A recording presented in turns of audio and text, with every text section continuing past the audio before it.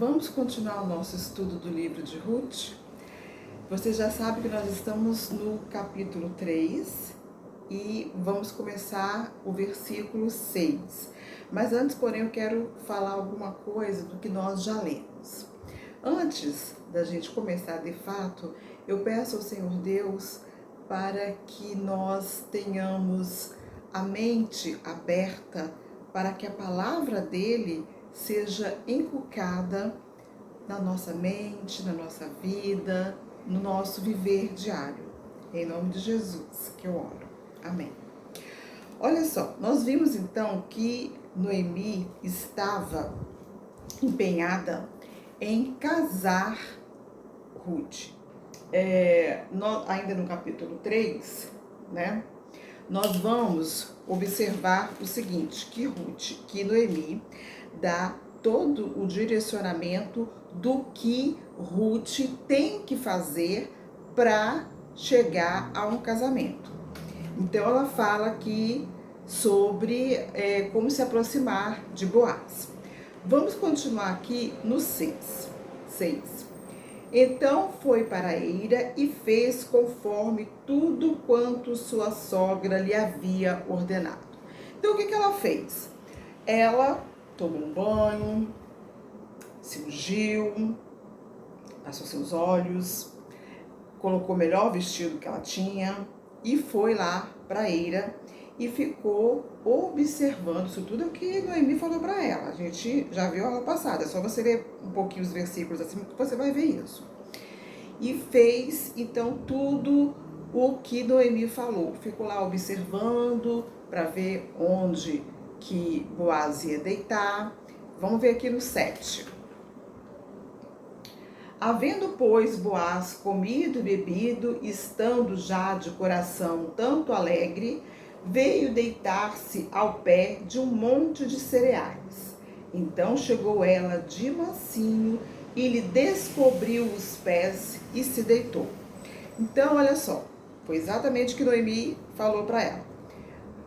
Você observa onde ele vai deitar e descubra os pés dele e deite-se ali.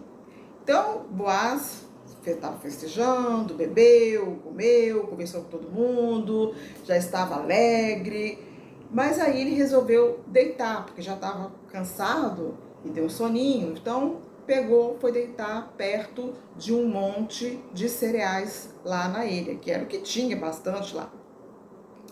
E provavelmente, aquela brisazinha, ele pegou aquela túnica dele e se cobriu os pés, para não sentir frio nos pés, e ela esperou, viu direitinho onde que ele estava, de noite, tudo escuro. Ela chegou de mansinho, foi lá e descobriu os pés dele e se deitou ali, aos pés dele. Vamos continuar no 8 para ver o que aconteceu. Sucedeu que pela meia-noite, assustando-se o homem, sentou-se, e eis que uma mulher estava deitada a seus pés. Então, quando chegou lá para a metade da noite, que já estava dormindo, acho que ele se sentiu um pouco incomodado com aquele frio nos pés, e ele tentou se ajeitar, acabou que ele se sentou e viu que tinha uma mulher ali na beirada dele ali, né? Ele se assustou. Alguns pesquisadores, estudiosos do livro de Ruth, diz que essa parte aí de descobrir os pés de Boaz não tem outro significado além de ele se sentir incomodado e acordar durante a noite para ver que ela estava ali. Eu fico pensando, o meu pensamento, eu fico pensando, por que descobrir os pés da pessoa? Se era interesse que ele acordasse e para que eles conversassem sobre o casamento deles, por que não ela dá um cutucão nele? É normalmente assim que a gente acorda uma pessoa que está dormindo, se a pessoa está dormindo, você quer conversar com ela, está na hora de levantar, você vai lá e começa a cutucar, ó, fulano, acorda, né? Então, não sei, eu achei, apesar dos pesares de ter um certo sentido, ele se sentir incomodado e acordar, eu não vejo por que ela chegasse perto dele e desse o cutucão dele para acordar. Mas é o que as pesquisas que eu encontrei falaram exatamente sobre isso. Então vamos concordar que seja, porque até agora não tem nenhum registro histórico fora da Bíblia e nem também dentro da Bíblia casos semelhantes a esses, que a pessoa tem que descobrir os pés do outro para o outro acordar.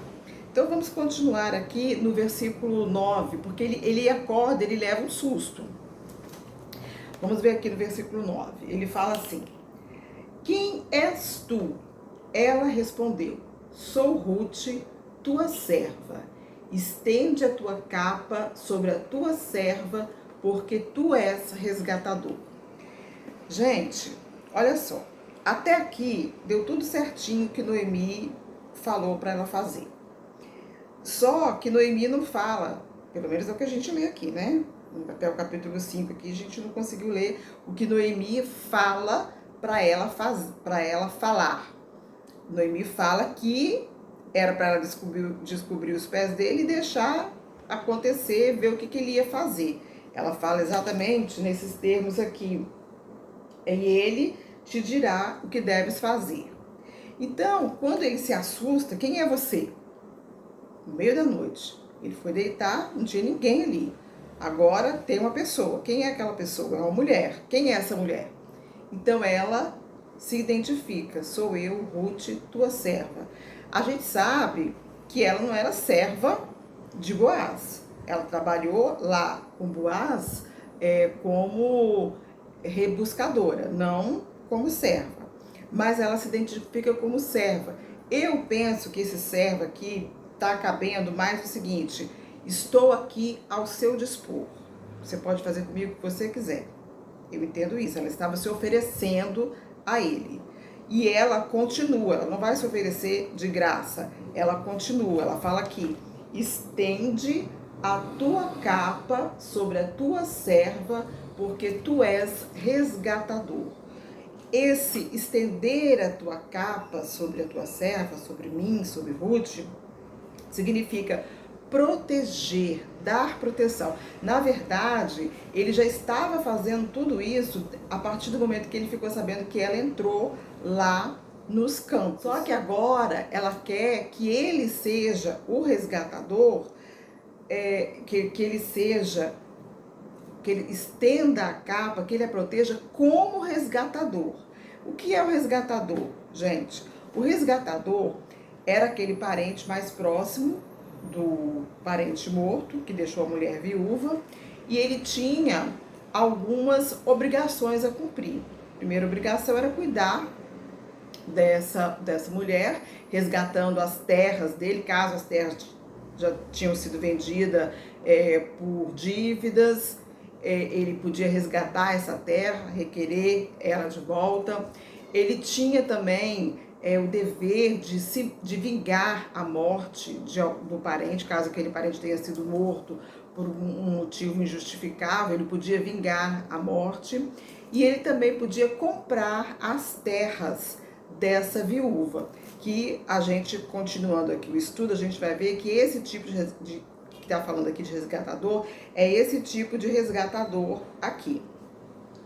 E aí, a gente vai ver depois o que Boaz vai falar, mas eu quero dar uma paradinha aqui para a gente discutir essa atitude de Ruth, que é uma atitude um pouco estranha para nós. Eu vou defender uma teoria que eu tenho, porque que nessa época aqui que Ruth fez, não tem tanto problema o que ela fez, é entendível, vamos falar assim, em comparação com nós hoje no 2023. Por quê? Raciocina comigo. Hoje, nós conseguimos dividir relação sexual e casamento. Naquela época, naquela cultura, relação sexual e casamento era uma coisa só. Ou seja, para você ter relação sexual com alguém, significava que essa pessoa era sua esposa. Então, a partir do momento que eu tenho relação sexual com alguém, eu estou já casado com essa pessoa. É tudo junto e misturado naquela época. Nós, aqui, ocidentais, de 2023, a gente consegue fazer esse tipo de separação.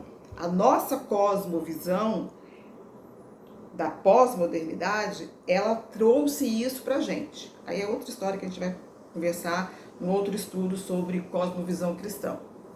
Mas naquela época, para você ter relação sexual, só havia duas possibilidades: prostituição ou casamento.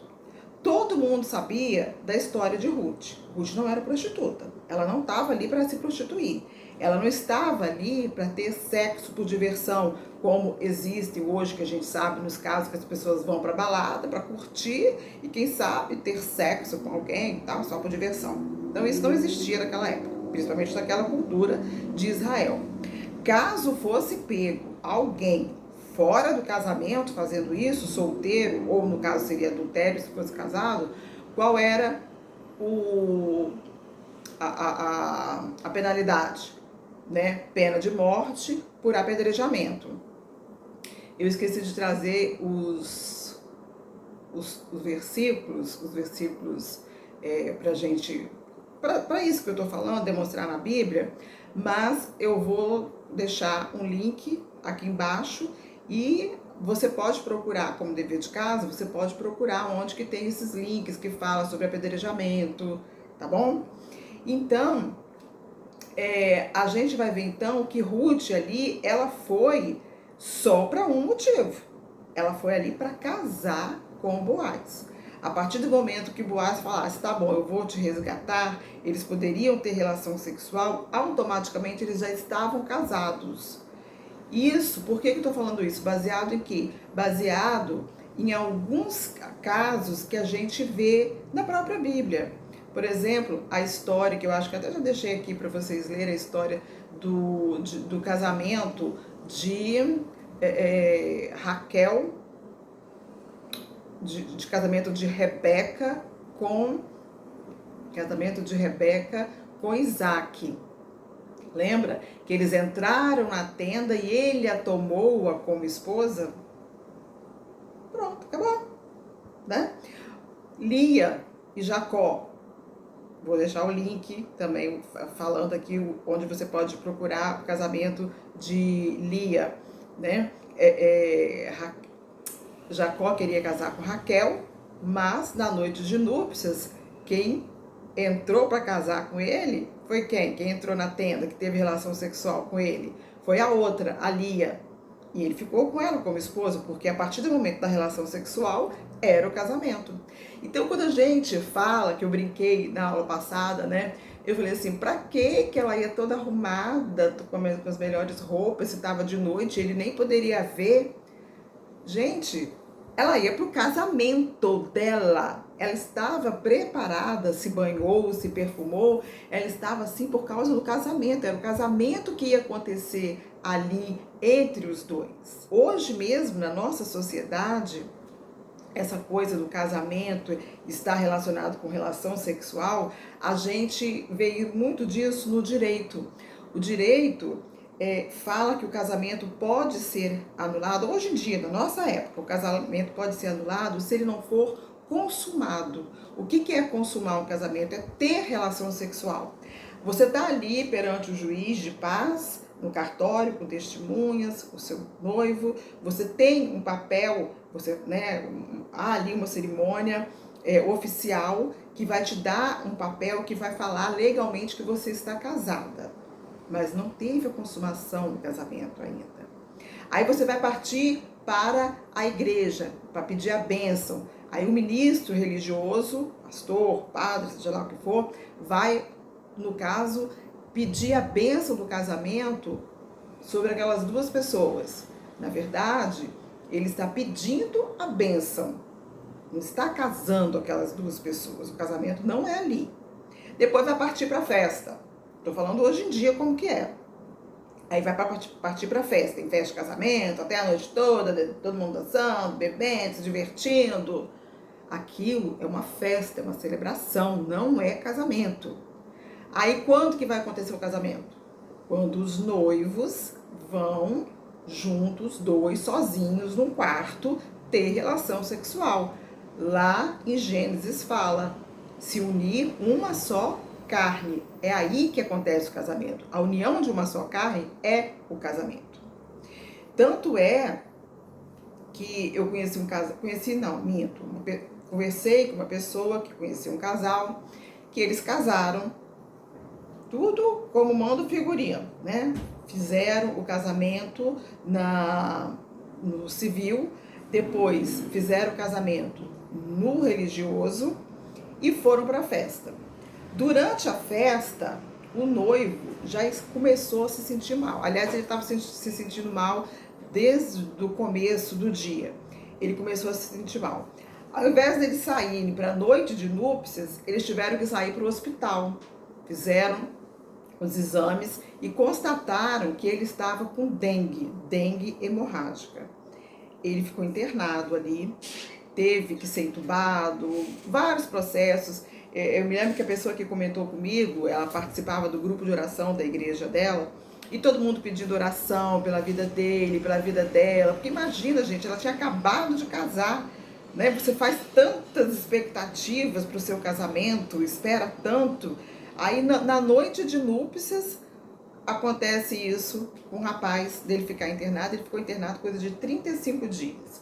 Todo mundo pedindo oração. Inclusive havia um boato de que ele poderia sair de lá com sequelas. Mas graças a Deus isso não aconteceu. Ele se recuperou, depois de 35 dias, no hospital, aquela coisa toda. Ele se recuperou, foi para casa e estão vivendo os dois juntos, já o casamento foi consumado.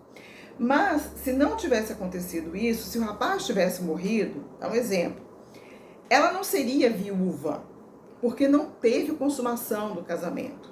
Ela não seria desquitada, ela não seria separada, divorciada.